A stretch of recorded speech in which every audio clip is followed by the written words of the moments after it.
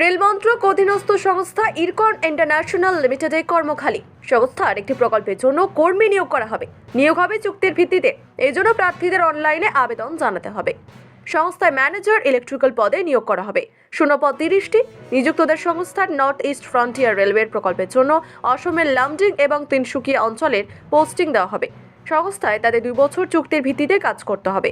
এরপর শর্ত সাপেক্ষ এই মেয়াদ আরও 1 বছর বাড়ানো হতে পারে। সংশ্লিষ্ট পদে আবেদনের জন্য প্রার্থীদের বয়স 50 বছরের মধ্যে হতে হবে। সংরক্ষিতদের জন্য ছাড় থাকবে।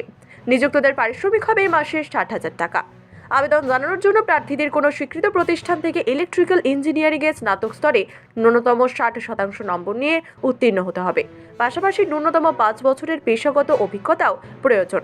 আগ্রহীদের বিজ্ঞপ্তিতে উল্লেখিত ঠিকানায় আবেদনপত্র সহ অন্য নথি পাঠিয়ে আবেদন করতে হবে।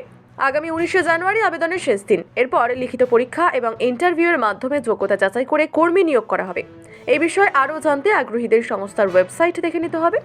উপস্থাপনায় মধুমিতা, বিবি নিউজ।